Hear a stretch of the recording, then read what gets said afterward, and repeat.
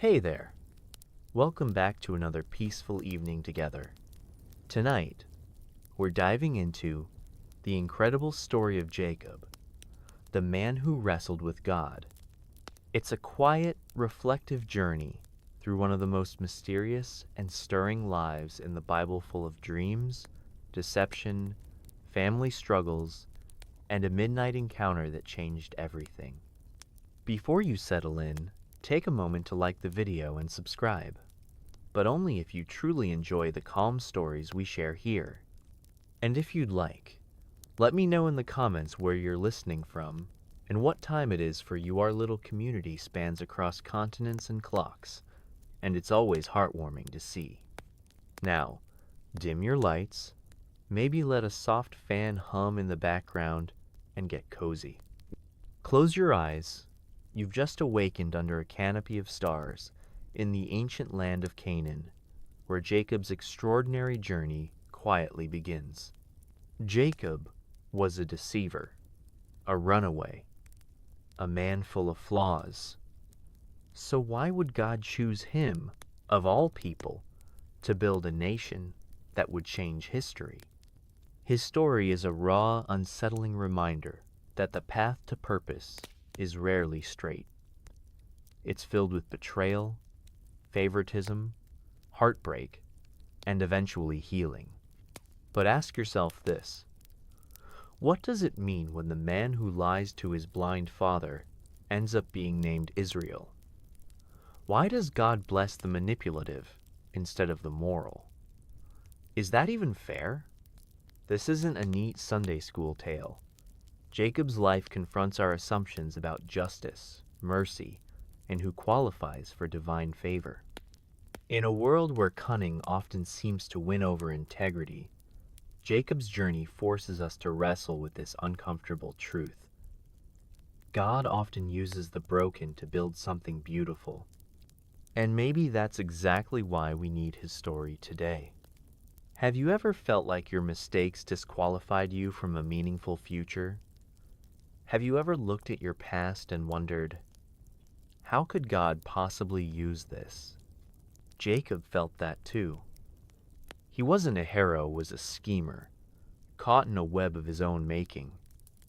Yet despite everything, God met him, wrestled with him, renamed him, and used him to birth a nation.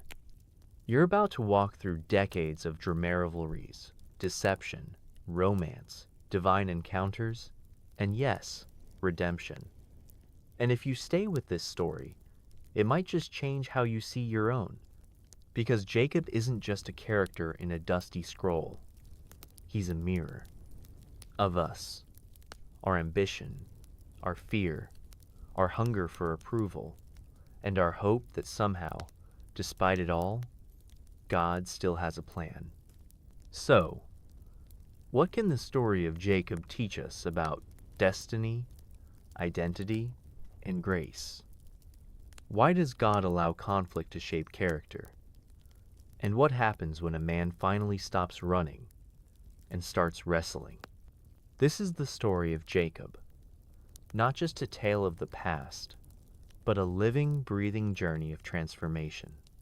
Isaac prayed for his wife for 20 long years. That's not just 2 decades, it's 240 months of disappointment. Imagine watching the woman you love break down every time hope faded again. In the ancient world, childlessness was more than sorrow, it was humiliation.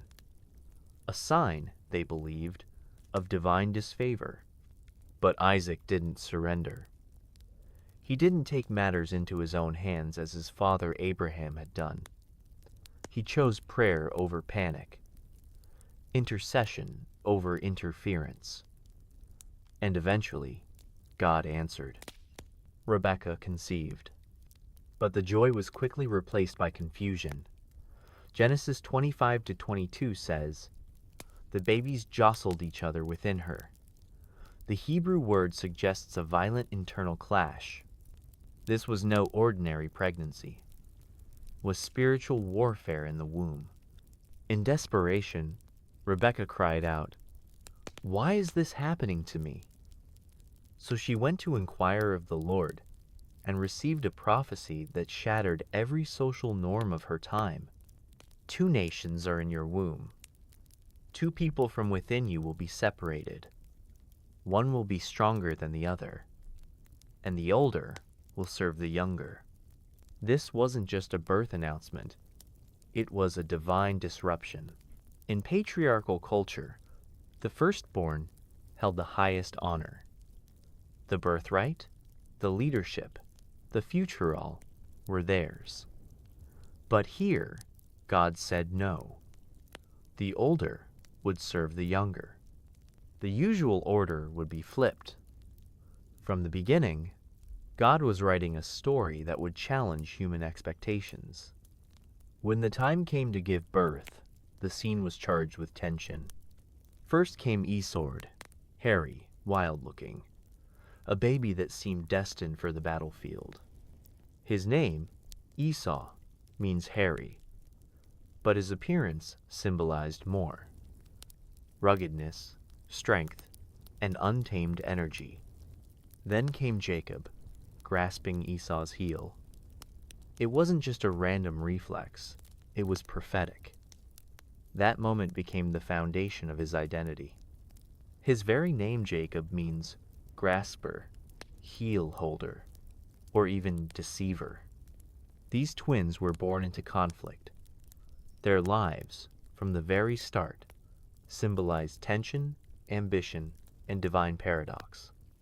Esau became everything a father in that world would admire: a hunter, a man of the wild, self-sufficient, and fearless. Isaac loved him not just as a son, but perhaps as a projection of who he once was or wished to be.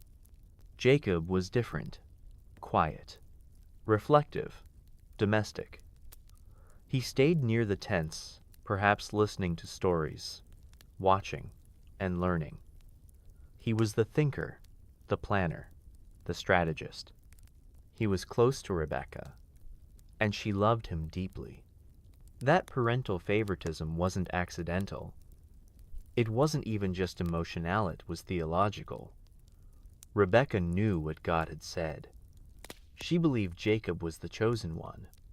But instead of waiting for divine timing, she would later take matters into her own hands, with painful consequences.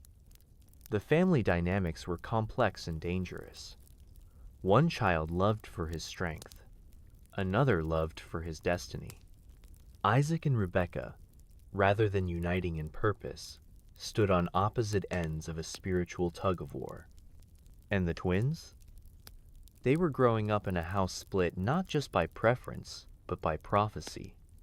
This wasn't just a family feud. This was the genesis of nations. The lives of these 2 brothers would shape the course of histories. Israel and Edom, 2 peoples forever in tension. And yet, the story here isn't just about nations. It's about people.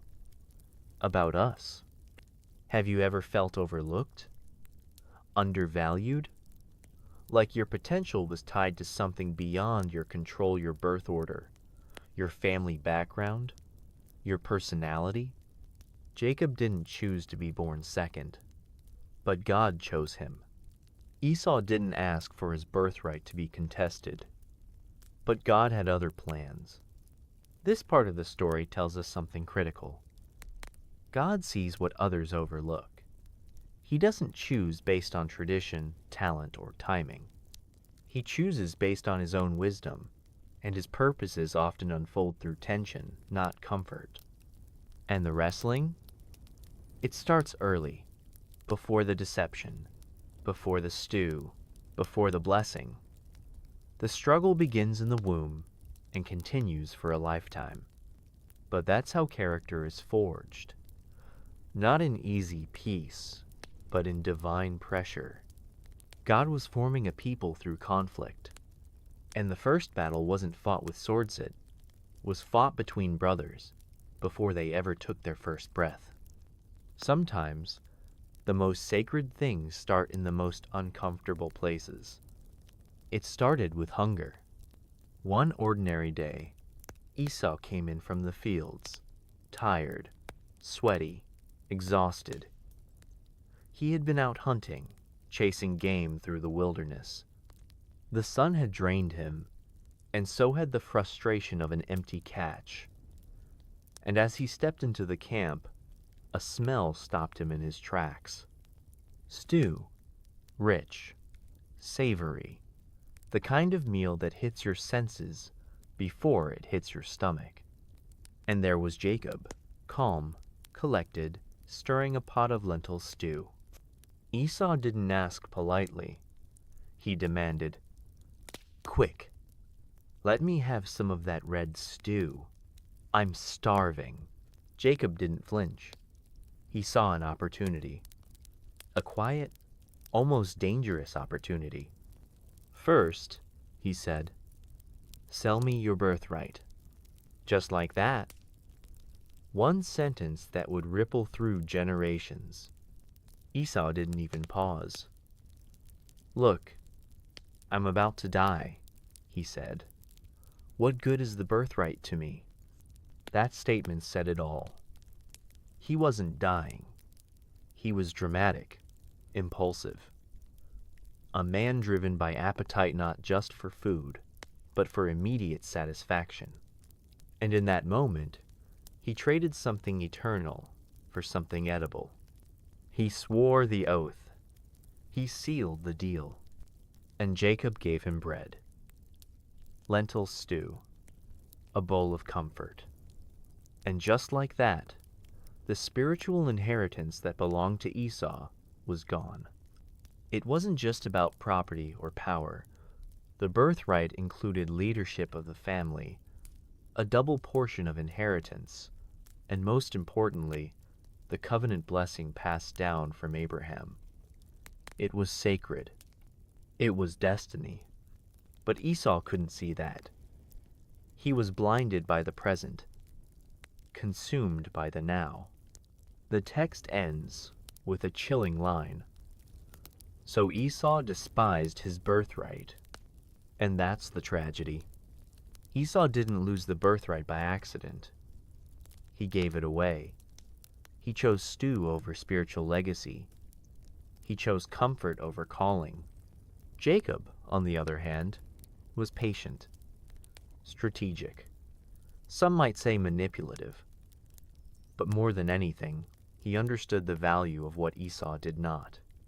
He saw the birthright not as a perk, but as a purpose. That moment defined them both. Esau, the man of appetite. Jacob, the man of ambition. One couldn't wait. The other wouldn't stop. It's easy to judge Esau, to call him foolish or reckless. But take a moment. How often do we do the same? How often do we trade our peace for approval, our purpose for pleasure, our spiritual inheritance for something that satisfies us only for a moment? We live in a world that glorifies instant gratification. That tells us if we're hungry, we should feed it. If we want it, we should take it. Waiting, discerning, valuing the unseen that feels like weakness. But in God's story, that mindset is a trap. Esau's hunger wasn't the problem. Hunger is human. The tragedy was in what he allowed it to cost him. He saw his physical need and forgot his spiritual identity. And Jacob? His approach was far from clean. He took advantage of his brother. He didn't earn the birthright through nobility. He negotiated it in a moment of vulnerability. That's hard to justify. But here's the twist. Jacob wanted it, and God sees desire. Scripture doesn't explicitly condone Jacob's method, but it highlights his motivation. He longed for the blessing. He valued the inheritance. He saw beyond the stew. That kind of hunger, spiritual hunger, matters to God. In Psalm 107, we read that God fills the hungry with good things. Jesus said, "Blessed are those who hunger and thirst for righteousness, for they will be filled." Jacob's actions weren't perfect, but his desire aligned with divine destiny. Esau's choice wasn't just impulsive, it was prophetic. It revealed a heart that was disconnected from the weight of what he carried, and the consequences would be generational. Have you ever given something sacred away for something temporary? Settled for now, instead of waiting for what was best? We all have Esau moments, but we also have the opportunity, like Jacob, to reach for something greater even when it costs us, even when it's messy. The stew was red. The stew was warm. But what Esau gave away was worth infinitely more than what he gained. That day didn't just feed Esau's body, it revealed his soul. He walked away, full but empty. And Jacob? He walked away holding a future that would cost him far more than he realized. Because while the birthright was gained, the blessing was still yet to come. Isaac was getting old. His eyes were failing, and he knew the end was near. In his final days, he called for Esau, his firstborn, his favorite, and made one last request. Go out and hunt. Prepare for me the food I love. Then I will bless you before I die. This wasn't just a family moment. It was a sacred one. In those days, a father's blessing wasn't symbolistic, was prophetic. It carried spiritual power, destiny-shaping authority. What Isaac was preparing to do would set the course for generations. But someone else was listening. Rebekah. She remembered what God had said when she was pregnant. The older will serve the younger. And as she heard Isaac's plan, something ignited in her, a mixture of faith, fear, and fierce maternal instinct. She called Jacob and laid out a plan that would change everything. Do what I say. Bring 2 young goats. I'll prepare the food your father loves. You'll go in, pretend to be Esau, and receive the blessing. Jacob hesitated not because of the morality of it, but because he was afraid of getting caught. What if he touches me? I'll bring a curse on myself, not a blessing. Rebekah's reply was chilling in its conviction. Let the curse fall on me. Just do what I say. So Jacob did. They dressed him in Esau's clothes, covered his smooth arms and neck with goatskin. The smell, the touch, the deception, it was carefully constructed. And Jacob went in to face his nearly blind father. The room was thick with tension. My father, Jacob said. Who is it? Isaac replied. I am Esau, your firstborn. The lie was spoken, and it was just the beginning. Isaac, confused by the speed of the hunt, asked, How did you find it so quickly? Jacob invoked the divine. The Lord your God gave me success. A second lie, and this one brought God into the deception. Isaac was suspicious. Come near so I can touch you. Jacob stepped forward. Isaac reached out. The hands were hairy. The voice was not. The voice is the voice of Jacob, but the hands are the hands of Esau. Still, Isaac trusted his touch more than his hearing. He ate. He smelled the clothes. He leaned in, kissed his son, and gave him the blessing. May God give you heaven's dew and earth's richness. May nations serve you, and peoples bow down to you. Be Lord over your brothers. Cursed be those who curse you, and blessed be those who bless you. It was done. Jacob left, just in time. Moments later, Esau entered, food in hand, ready for his blessing. And the horror began. Who was it then that brought me food? Isaac trembled violently. He realized the blessing had been given, and it could not be undone. Esau broke. He cried out loud, bitter, guttural. "Bless me too, my father." But it was too late. Isaac could only speak what remained. "I have made him lord over you. I have given him grain and wine. What is left for you, my son?" Esau begged, "Do you have only one blessing? Bless me too." And he wept aloud. It's one of the most heartbreaking moments in Scripture. A strong man, undone, not by a battle, but by betrayal. Isaac gave Esau a second, lesser blessing. "You will live away from the earth's richness by the sword and serve your brother. But when you grow restless, you will throw his yoke off your neck." This wasn't just family drama. It was spiritual war. Jacob had secured the blessing, but at what cost? Esau was furious. He held a grudge that burned into a plan. "When my father dies, I will kill my brother Jacob." Rebekah heard the threat, and once again, she stepped in this time to protect the son she had just thrust into danger. She sent Jacob away, urging him to flee to her brother Laban in Haran. "Stay until your brother's fury subsides. Why should I lose both of you in one day?" And so, Jacob the newly blessed became a fugitive. Let's pause here. What just happened? Who was right? Who was wrong? Isaac was prepared to bless Esau, despite the prophecy. Esau sold his birthright and still expected the blessing. Rebekah manipulated the moment to force God's will. Jacob lied, cheated, and stole. And yet God allowed it. The blessing stood. This is the uncomfortable part of grace. God's plan moved forward not through clean hands, but through broken hearts and risky choices. The Bible doesn't sanitize this story. It doesn't try to paint Jacob as innocent. It presents a complex, messy, painful reality that God's purposes often unfold in the midst of human failure. We want heroes, but the Bible gives us humans.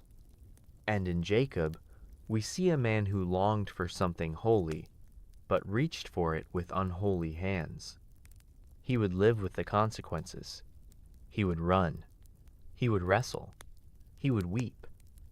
But he would also become Israel. And that's the tension of this section. God's promise prevailed. But it came at the cost of trust, peace, and family unity. Maybe that's why grace is so offensive. It doesn't follow our rules. It uses what's broken. It moves in shadows and still brings light. Isaac, the father, gave the blessing in confusion, but in faith. Hebrews 11 says, "By faith Isaac blessed Jacob and Esau in regard to their future." Even in blindness, even in human error, faith was at work. And for Esau, his pain was real. His anger was justified. But he had also despised what was sacred. His loss wasn't only Jacob's fault, it was his own. And Rebekah? Her plan worked, but at a cost she may not have foreseen. She would never see Jacob again. Her household was split. Her sons were torn apart. Her faith in the prophecy led her to take action, but her control fractured the very family she sought to preserve. We like to think that God's plans only advance through clean paths. But this story confronts us with another truth, that God's sovereignty can weave through even our worst decisions. His will can emerge not just in spite of, but sometimes through our messes. What does that mean for us? It means no one is disqualified from being used by God, not the liar, not the manipulator, not even the angry brother. It means the story isn't over when we fall, it's just moving into a more redemptive act. Jacob now carried a blessing that would shape nations, but he also carried guilt, fear, and the knowledge that he'd hurt the ones he loved. And so, his journey of transformation would begin not with triumph, but with escape, not with peace, but with exile. Because the blessing of God doesn't exempt us from struggle, it reshapes us through it. Jacob was alone. For the first time in his life, truly alone. No mother's tent, no father's blessing to enjoy, no brother to fight, just wilderness, silence, and fear. He was running for his life, fleeing the consequences of deception, leaving behind a fractured family and a future uncertain. The sun began to set. The landscape was empty, harsh, hostile, and there, in the open, Jacob stopped for the night. No roof, no fire, just a rock for a pillow. He lay down not in comfort, but in collapse. Imagine the weight pressing on him. Guilt, fear, loneliness, exhaustion. He had tricked his way into a blessing, but now had no one to share it with. What kind of future starts with fleeing? And that's when God showed up. In a dream, Jacob saw something extraordinary, a stairway, reaching from the earth to the heavens. Angels ascending and descending. Movement, activity. A divine connection between God's realm and Jacob's broken reality. And at the top stood the Lord. Not a messenger, not a distant voice, God himself. And he spoke, I am the Lord, the God of your father Abraham, and the God of Isaac. I will give you and your descendants the land on which you are lying. Your descendants will be like the dust of the earth. All people on earth will be blessed through you and your offspring. I am with you. I will watch over you wherever you go. I will not leave you until I have done what I have promised. No rebuke, no punishment, just promise. That's grace. Jacob, the deceiver, was met by a God who didn't lecture, but reassured, who didn't threaten but affirmed. At Jacob's lowest, God gave him heaven's vision.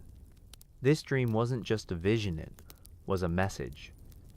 A declaration that the blessing wasn't stolen, it was sovereign. That God would be with Jacob, not because Jacob earned it, but because God had chosen it. When Jacob woke up, he was shaken. Not by fear, but by awe. Surely the Lord is in this place, and I was not aware of it. He had run away from his family, his home, and the mess he made, but he hadn't outrun God. He was afraid not the fear of danger, but the reverence of presence. How awesome is this place! This is none other than the house of God. This is the gate of heaven. He took the stone he had used as a pillow, set it up as a pillar, and poured oil on it, a sacred act to mark the encounter. He named the place Bethel, House of God. And then, something changed in Jacob. For the first time, he made a vow to God. If God will be with me and watch over me on this journey, then the Lord will be my God. It wasn't a bargain. It was the beginning of the relationship. Jacob, who had known about God from stories, from parents, from tradition, now had encountered him personally. This was the shift. Jacob, the schemer, was becoming Jacob the seeker. Up to this point, Jacob had taken everything. Now, for the first time, he offered something. Of all that you give me, I will give you a tenth. It was a humble gesture, but meaningful. The beginning of surrender. A hint of transformation. Jacob left Bethel with more than just a vision. He left with identity, direction, and promise. God wasn't waiting for Jacob to fix himself. He was willing to meet him right in the middle of the mess and lead him from there. And the stairway? It still speaks today. It reminds us that heaven is not far, that God doesn't stand distant, watching from above. He reaches down, he connects, he walks with us through our deserts. Jacob went to sleep with a stone under his head and woke up in the presence of the Almighty. That's what grace does. It finds us in flight. It meets us in isolation. It reaffirms what fear tries to erase. This wasn't just a dream, it was a pivot. The man who fled would soon become the man who wrestles. And in that wrestling, God would shape a new name and a new legacy. Maybe you feel like Jacob today on the run, unsure, unworthy. Maybe you've made mistakes, burned bridges, or feel like you're too far gone to matter to God. But this story says otherwise. Because when you least expect it, when you feel most undeserving, that's when God often speaks. He doesn't wait for perfection. He shows up in the dark. He speaks over your guilt. He promises a future not defined by your past. And the promise? It still stands. I will be with you. I will watch over you. I will not leave you. You don't have to climb a stairway to heaven. Heaven has already reached down to you. Jacob had a promise from God. But now he had a journey ahead. He was headed to Haran, the land of his mother's relatives. He was a fugitive with a future, a man on the run, carrying destiny in his hands and guilt in his heart. After days of travel, dust-covered and weary, he arrived near the outskirts of Haran. He came to a well-familiar scene in the story of his family. His grandfather's servant had found Rebekah at a well, and now Jacob stood at a similar crossroads. Then he saw her, Rachel. She was coming with her sheep, and something shifted in Jacob. It was immediate, magnetic. Not just attraction, it was recognition, hope, maybe even a glimpse of redemption. Jacob, normally quiet and cautious, suddenly became bold. He rolled away the stone from the well himself, a task usually done by multiple men, and watered her flock. Then, without hesitation, he kissed her and wept. Wept for joy, for relief, for the weight of his journey crashing into this unexpected encounter. Rachel ran to tell her father, Laban. And just like that, Jacob was embraced into the household. At first, it all seemed perfect. But Haran would be more than a refuge. It would be a refining fire. Laban welcomed Jacob warmly, but behind his hospitality was calculation. He was a shrewd man, and when Jacob offered to work for Rachel's hand in marriage, Laban saw an opportunity. Jacob declared his love openly. I'll work 7 years for Rachel. And he meant it. Scripture says, they seemed like only a few days to him because of his love for her. In a life full of conflict and manipulation, Jacob had found something pure. Love made labor feel light. But the wedding night brought the cruelest twist. After 7 long years, Jacob was finally married. But in the darkness of the bridal tent, Laban pulled the ultimate deception. He gave Jacob not Rachel but Leah, the older daughter. Covered by veils and darkness, Leah was substituted for her sister. In the morning light, the truth shattered Jacob's joy. Why have you deceived me? He cried out to Laban. The question echoed through time. It was the same deception he had pulled on his blind father. The deceiver had been deceived. Laban's reply was coldly traditional. It's not our custom to give the younger before the older. It was a direct reversal of Jacob's own life, where he, the younger, had taken what belonged to the older. The irony was divine. The lesson, unavoidable. Jacob was forced to complete Leah's bridal week.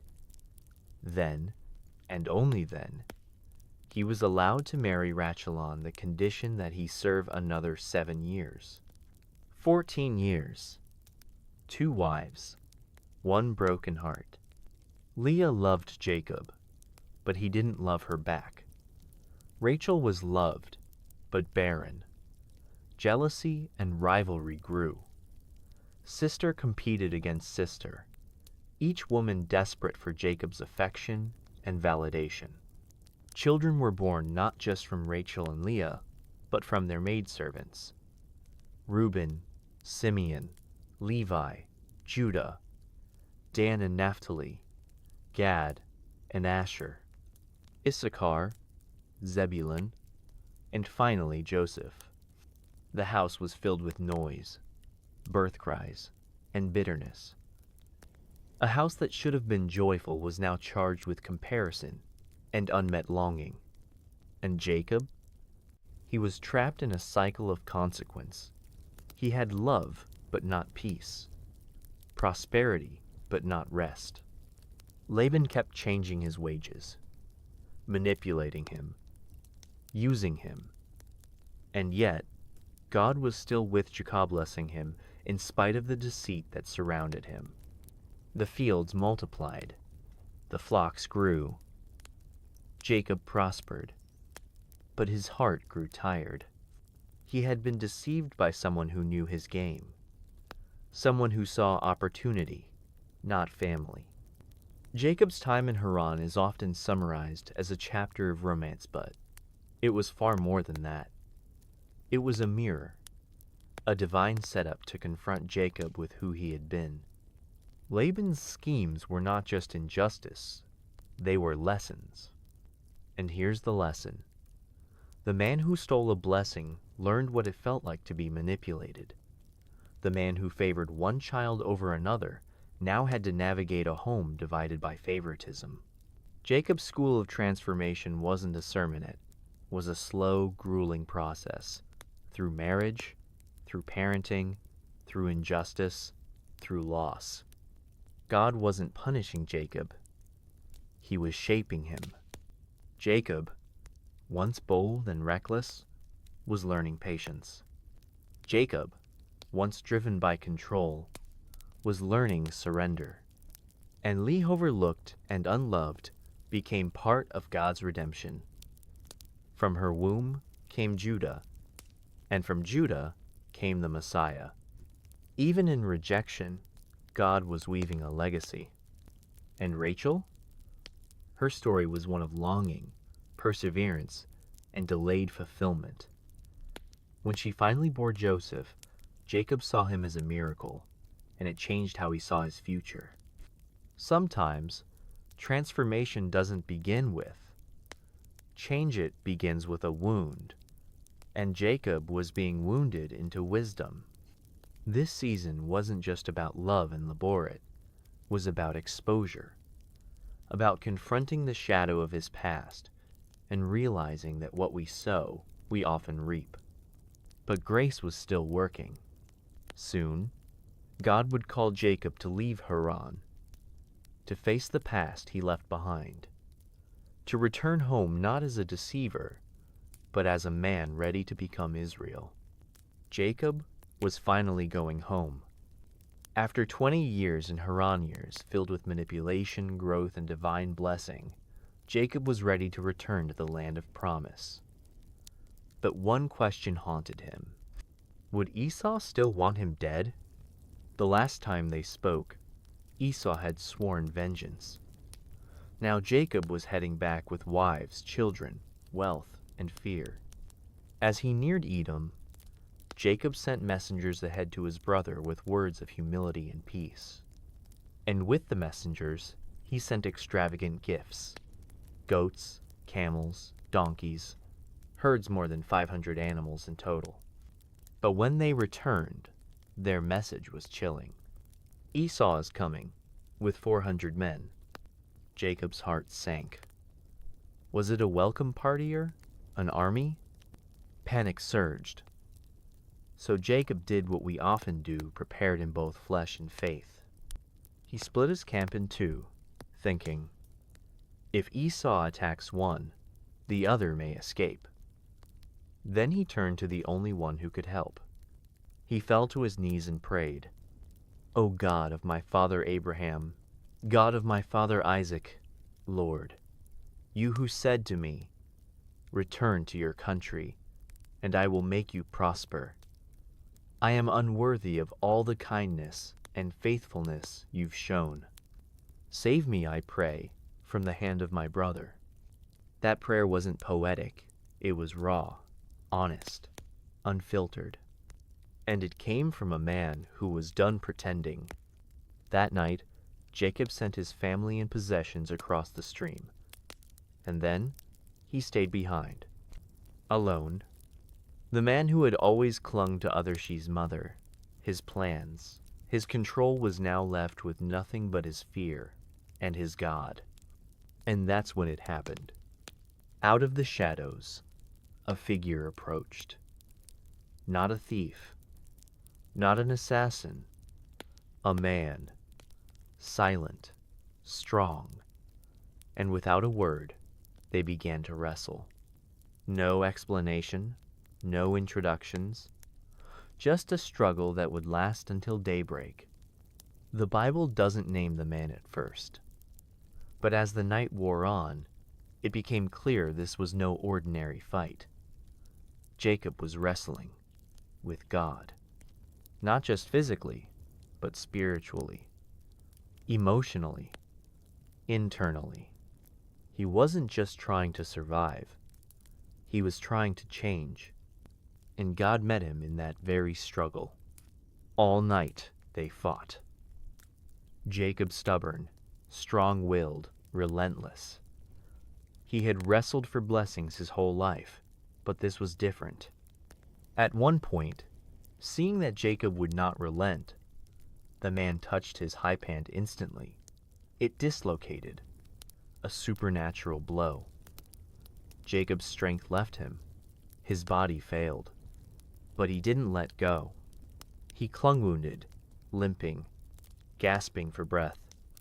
The man said, "Let me go, for it is daybreak." But Jacob, broken but desperate, whispered, "I will not let you go unless you bless me." One Havertine. End of chapter 45. That moment right there was everything. Jacob wasn't grabbing for power anymore. He was clinging to transformation.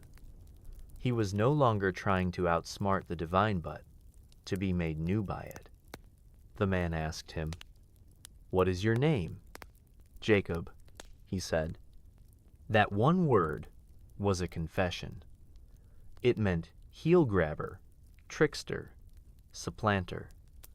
He owned all that he had been, and the man replied, "Your name will no longer be Jacob, but Israel, because you have struggled with God and with humans and have overcome. A new name, a new identity, a new legacy." Jacob didn't win by defeating God. He overcame by refusing to let go, even when he was weak, even when it hurt. That's what faith looks like. Not perfection, but persistence. Not strength, but surrender. As the dawn broke over the Jabbok River, the man blessed him and vanished. Jacob, now Israel, limped away from the encounter, marked forever. He named the place Peniel, saying, "I saw God face to face, and yet my life was spared." That limp, it wasn't shame, it was sacred. A reminder that he had met God, fought with God, and has been changed by God. This was the moment Jacob stopped striving and started surrendering. All his life, he had wrestled for affirmation, for power, for identity. Now he had what he never truly earned, a name that reflected not what he'd done, but what God had done in him. Israel, the one who struggled and lived. Maybe you're wrestling today, wrestling with anxiety, with a relationship, with guilt, with faith. Maybe you feel like your strength is gone, and all you can do is cling. Good, because blessing doesn't come to those who impress God, but to those who hold on to Him.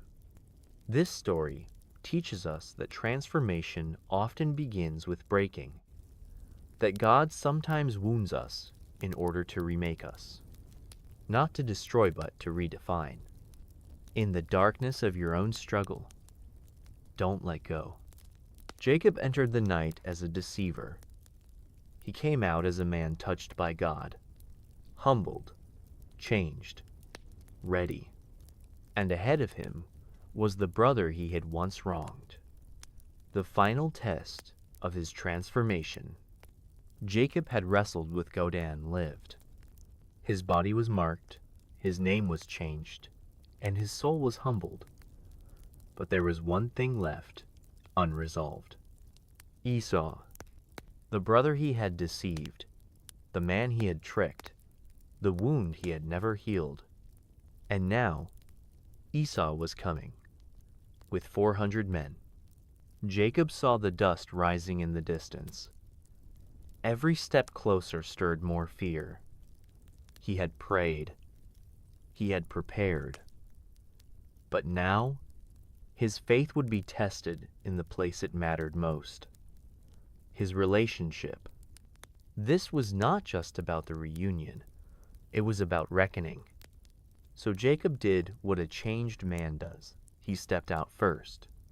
He arranged his family carefully, placing the maidservants and their children in front, then Leah and her children, and finally Rachel and Joseph. Then he walked ahead of them all, alone. As he approached, he bowed to the ground once, twice, 7 times in total. These weren't casual nods. In the culture of the time, bowing 7 times was a sign of complete humility and submission. Jacob, once the master manipulator, now laid his pride in the dirt. This wasn't a strategy. It was repentance in action. And then the moment came. Esau ran to meet him, not with a drawn sword, but with open arms. He embraced Jacob. He threw his arms around his brother's neck. He kissed him, and together they wept.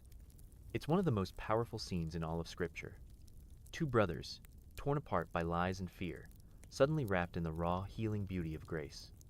Esau, who had every reason to hate, chose to forgive. Jacob, who had every reason to grovel, chose to surrender. And God was in that embrace. Esau looked around and asked, "Who are all these people with you?" Jacob introduced his family, each wife, each child, each miracle of God's faithfulness. Then Esau asked, "What's the meaning of all these flocks I met?" Jacob said, "To find favor in your eyes." But Esau replied, "I have enough, my brother. Keep what you have." Jacob insisted, "No, please. If I've found favor with you, accept this gift. Seeing your face is like seeing the face of God." Pause there. That line, "seeing your face is like seeing the face of God," wasn't flattery. It was true. Just hours earlier, Jacob had wrestled with the divine. He had seen God face to face and lived. And now, in the face of his brother, he saw another miracle. Reconciliation. The same God who broke him at Peniel was now healing him through Esau. Sometimes, God shows up in unexpected places, in the eyes of someone we hurt, in the forgiveness we don't deserve. Esau accepted the gifts, not because he needed them, but because Jacob needed to give them. Reconciliation isn't complete until both sides participate. Jacob's gifts were not bribes. They were symbols, tangible expressions of sorrow and honor. And Esau's acceptance? That was grace. But the story doesn't end with perfect unity. Esau offered to travel with Jacob to escort him safely. Jacob declined, citing the slow pace of the children and flocks. He promised to meet Esau in Seir, but Jacob never went. He turned toward Shechem. Some see that as a lapse in honesty. Others see it as caution. Maybe Jacob wasn't ready for full proximity. Maybe peace and closeness weren't the same thing. And that's a truth many of us live with. Forgiveness doesn't always restore the relationship to what it once was. Sometimes it means release, not reunion. And that's okay. Peace doesn't require perfection. It just requires presence. Jacob continued on and eventually settled in Shechem. There, he bought land and built an altar, naming it El Elohe, Israel, God, the God of Israel. That's significant. For the first time, Jacob doesn't refer to God as the God of his fathers. He claims him personally. The transformation was complete. Jacob was no longer just a man with a blessing. He was a man in covenant, a man with a limp, a man who had faced both God and his brother, a man who had finally come home not just to Canaan, but to himself. And all of it, every part of the journey, had brought him here. Let's pause and reflect. This moment of reconciliation wasn't just about Jacob and Esau. It was about how we live when we've been changed by God. Jacob didn't avoid his past, walked into it. He didn't try to control the outcome, he humbled himself. And Esau didn't demand retribution, he offered restoration. Maybe you've been carrying something for years.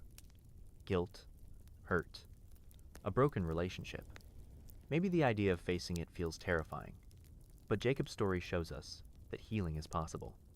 That forgiveness, while costly, is the most divine thing we can offer. And that sometimes, the greatest victories come not in battles won, but in wounds forgiven. You may never wrestle an angel, but you might wrestle with pride.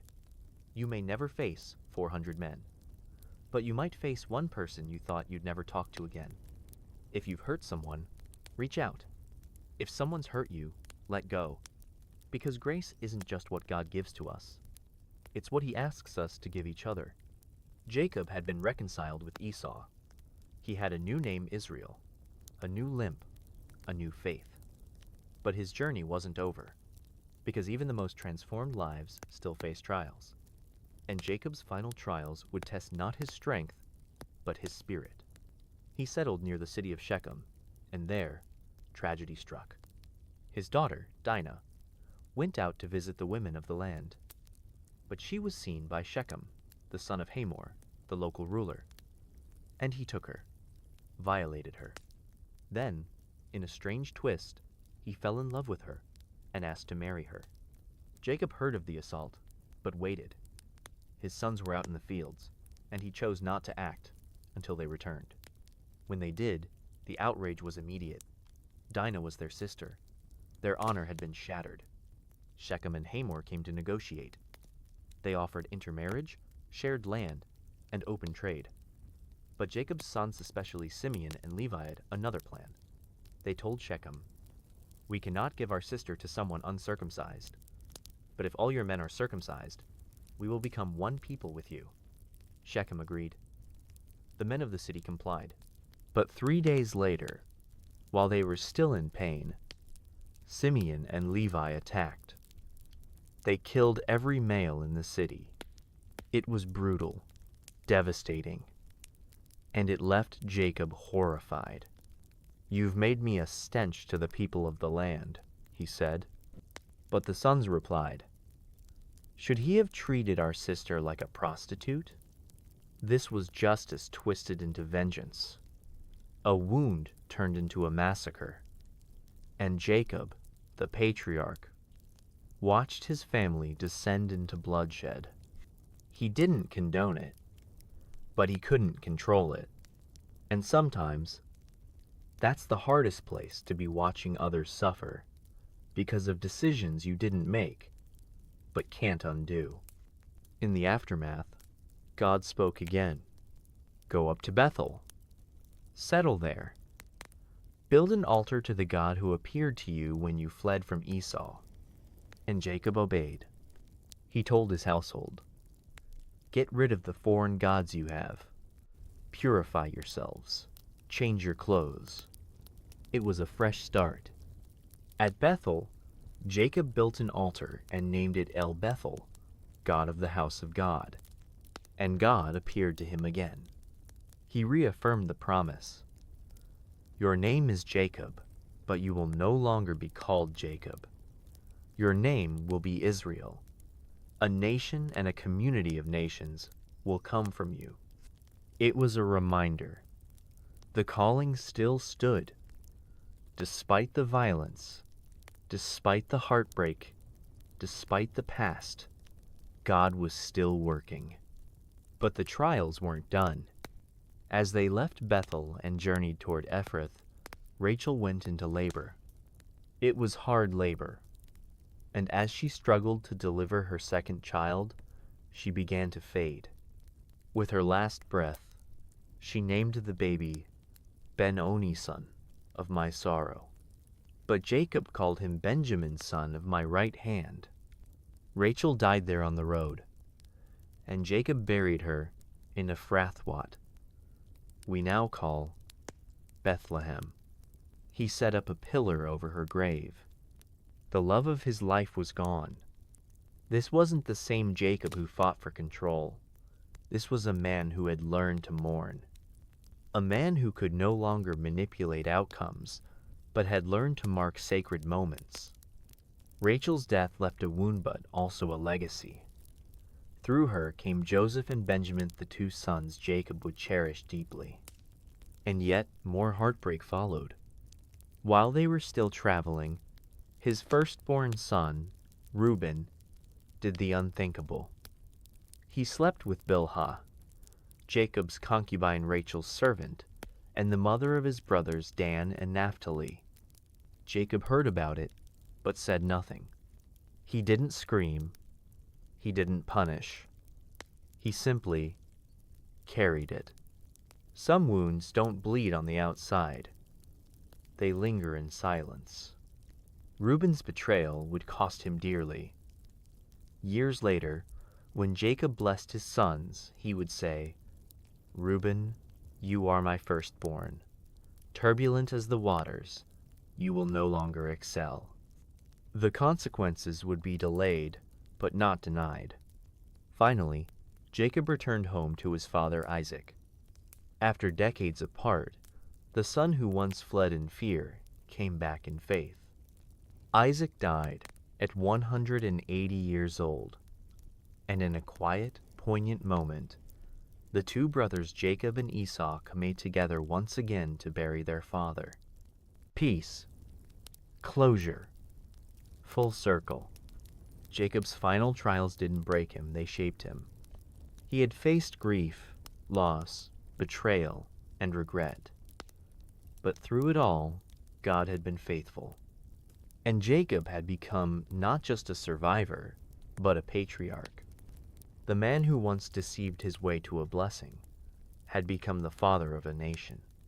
His sons were flawed, but there were many. His heart was wounded, but it was wise.